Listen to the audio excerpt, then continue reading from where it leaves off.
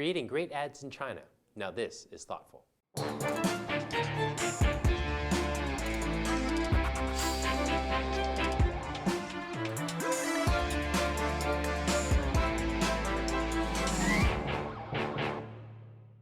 Hello, I'm Trevor Lai in Shanghai.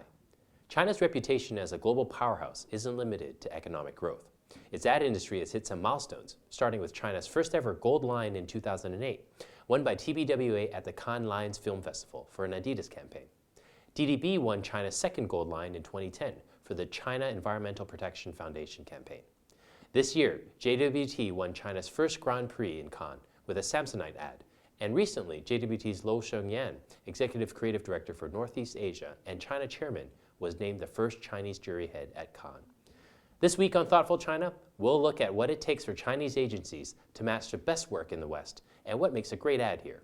Plus, our own PT Black will share his thoughts about the path ahead for creativity in China. But first, with us is Dick Van Motman, DDB Group President and CEO, Greater China.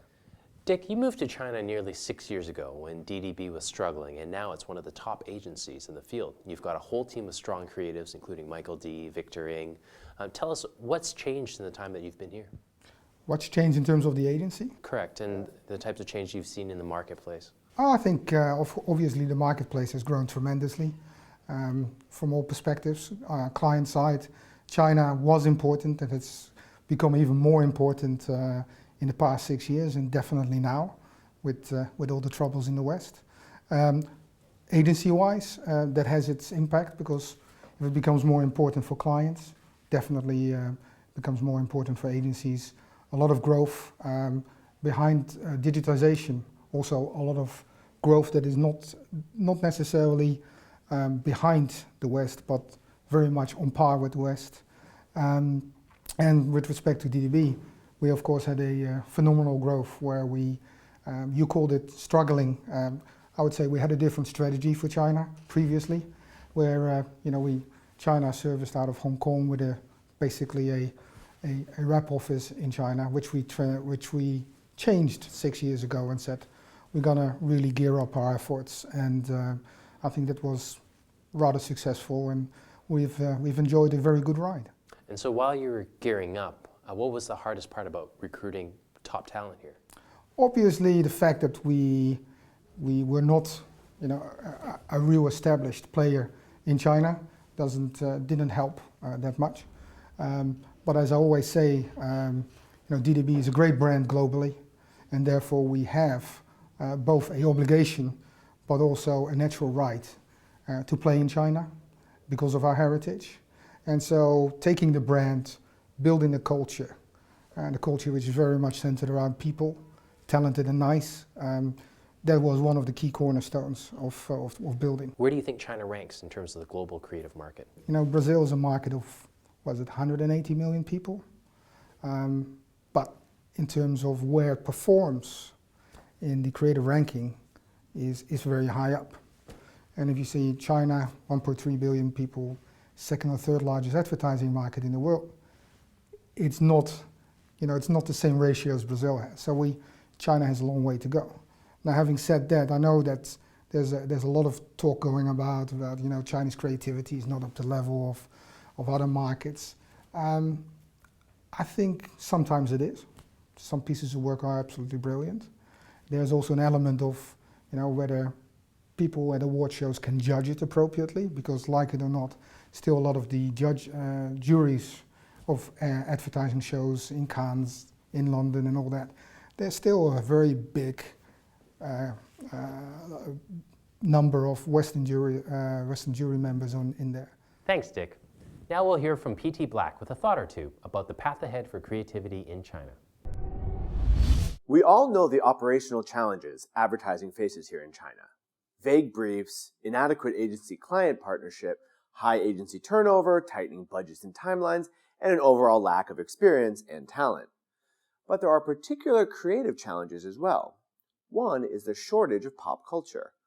For all of China's size, there are relatively few stories or characters that the whole country knows. Neither Mao nor the Monkey King makes great marketing. This is a big problem, since it's still a mass market economy.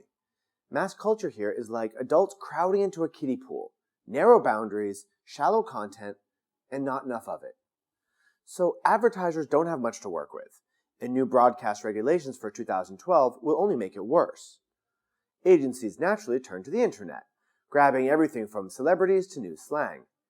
This year, one clever phrase from Taiwan's Kangxi is Coming variety show inspired ad copy now seen everywhere from billboards to convenience store posters. Was cute, now annoying. So creativity in China can't just borrow from entertainment, online or off. Agencies here need to be originators, which is of course exciting and scary. But it is happening. Clients are getting better about writing clear briefs and partnering with agencies. Agencies are building teams that can blend global work with Chinese insight. And creatives are getting better at paying attention to what audiences already know and like, and when to ignore them and create something new. Best of all, talent is coming from all corners, Western and Asian, mainlanders and overseas Chinese. So kudos to you all. The better your work, the better our billboards. Good luck. Thanks, PT. With me now is Kevin Lee, Executive Creative Director and Partner at Leagas, Delaney, Shanghai. Maiyan Lo, JWT's Executive Creative Director for Northeast Asia and China Chairman. And Fan Ing, Saatchi & Saatchi's Executive Creative Director for China. We've asked each of you to bring in some of your favorite work from ads produced in China this year. Obviously, not from your own agencies. Fan, let's start with you and look at your first ad.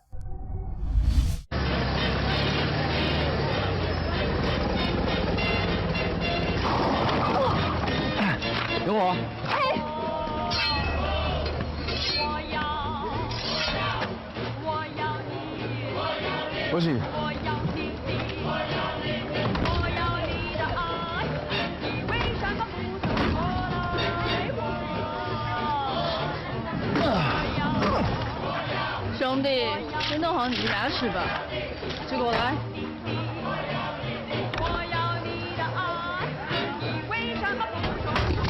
好了。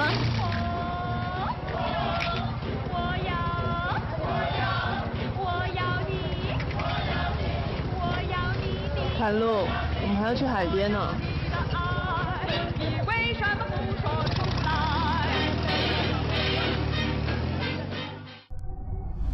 So Fan, why did you pick this series of ads? Yeah, I love because I love the length of it. No, but yeah, it's just because it's based on right now the media. Normally we used to have like 30 seconds, 15 seconds kind of ad. But because of the new media, like online ads is so important right now. Most of our generation, like 80s and 90s, they never watch TV. Most of their time they spend online.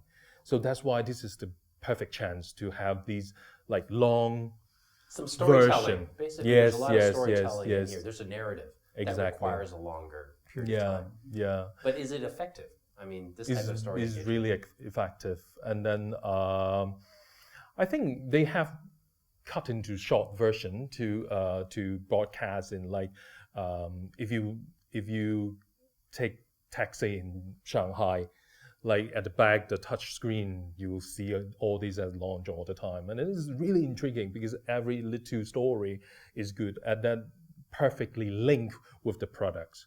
So I think it's clever, real, lovely. It's also very subtle.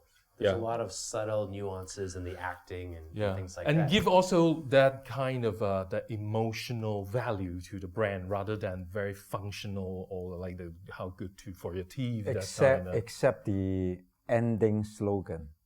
Mm-hmm. You know, I think the client, on one hand, you know, they should, be applauded, for their really the courage and also the production money put behind the film. But I think at the end, at the very end, they couldn't let go. The functional putting a slogan. Yeah, putting a big slogan, which is totally out of place. With the story. When you enjoy the story, you almost like melt into the drama and oops, slogan. It's a commercial after all. So I think that yes, it is a great ad. I love how it brings back the romance and all the charm of film, And like what Fan said, they have put it into episodes, so the young guys needs to follow episode by episode, and then they launch it phase by phase. So people are really after the whole drama. But then it's like every episode at the end, they spoil the story, with, it's good for your teeth, extra good for your teeth. So I think this is something I think that can be done better. Okay. I think the magic of the commercials, I would say, is actually commercials episode, because I think it's natural, embedded the product into all the films. I think that's the magic part, because if you look at all the old ads, it's about 30 seconds, like Fan said, 15 seconds, and they use the same formula. I think for Wrigley's to use something different, I think this is quite daring. Yes. Yeah. Okay. It should be encouraged, because, and again, they rather than going to the the bought media, the 30 second, 15 second, they go to the we call it the video website, so that people can just look at video films and etc. Youku and Tudor. So I think it's a very smart move, because it is, after all, in China it's a channel. Yes. People, if they want to watch film, they go there, instead of switching on the TV set. So, yeah. And also, this is also create a kind of situation right now, because normally our client will keep asking when we do like PPM, they keep tell me the 15 second, don't like say cut down. I want accurately 15 second. But right now they ask for long. They say, express your creative, do longer one, because people like to enjoy it online. So and the engagement now is something that they select. Whereas before, it was just forced upon you. Yeah, exactly. In between your shows, you would just have to watch it or turn it off or not look away. Yeah. Now you choose to go on these websites. And as you're engaging with the content, then you start to get drawn into the next episodes. And in fact, actually, the challenge is tougher, because all the films you need to challenge with all the Youku crazy, like all these like Pookie films on Youku. Yes. So, yeah. And Mayan, let's take a look at your selection.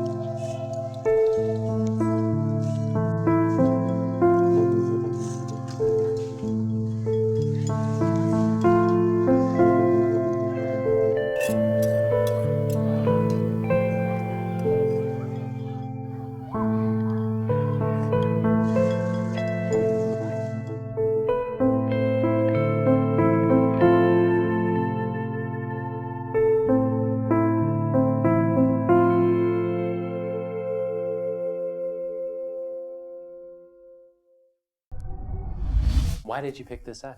Okay, first of all, sometimes it is difficult to, when you see a great creative piece of work, sometimes it's difficult to rationalize it, because it just strikes you emotionally. When I watch that film, first it's kind of like a little bit, it's tears almost like swelling my eyes. And then until the very end, you kind of feel the hope, you kind of feel the joyfulness, with the kids. And I guess it is also very difficult, for a multinational client to do public services in China, because of these face thing, the ego thing.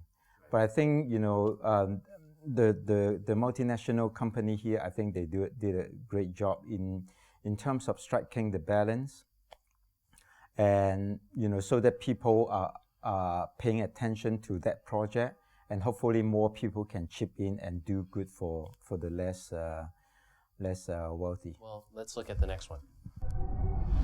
I like it is because I think if you look at this piece of work, it really tells you that nowadays our thinking has been liberated by the new technology and also the new media. I wouldn't say actually digital is new media; it's actually old media, So, but it really liberated by the new technology, because if you look at the consumer insights, it's based on the same insights. As a human, you are greedy, you like special promotions, and queuing up to get the free promotions of whatever special offers is a hassle. So you don't like to, like queuing up under the hot sun. But actually with the digital news space, they enable you to, do the same thing. Whereas just like, for example, you can just, like working and queuing at the same time. Why not? So it's interesting in the way that it actually give a brand an opportunity to fulfill the consumer needs, that you can queue up and get a special offer. I think that it is a great idea, especially when they first launched it in Japan. Reason being, Japanese love queuing up, right? Japanese just love queuing up. And then queuing up online, I think is a new experience for them. So, great idea. I think that when they adapt it in China, they have lost the opportunity to give it a twist, to make it even bigger and more relevant in China, in the sense that we all live here, we understand that queuing up is not in the culture, it's not in the blood of Chinese. Sure.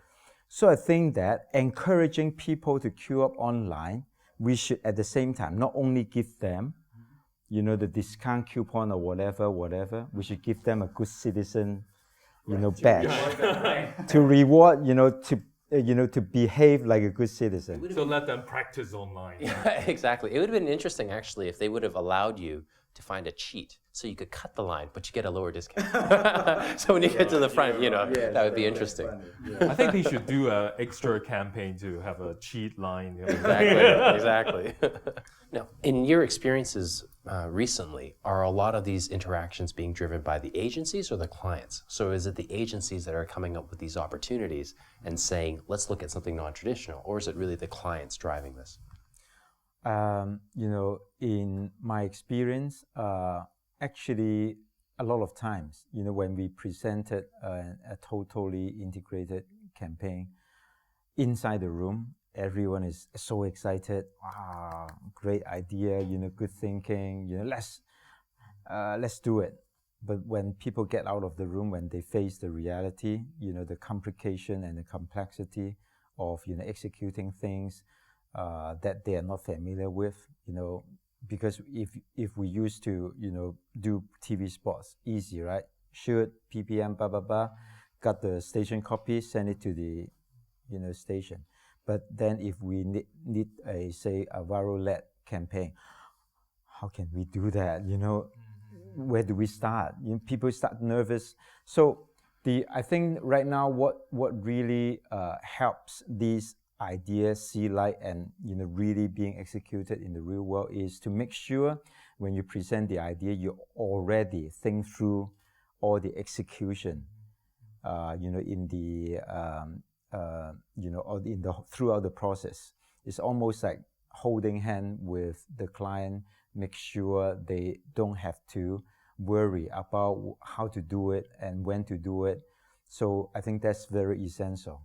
Great. Yeah. Well, Kevin, Mayan, Fan, thanks for joining us on Thoughtful China. Thank you very much. That wraps it up for today.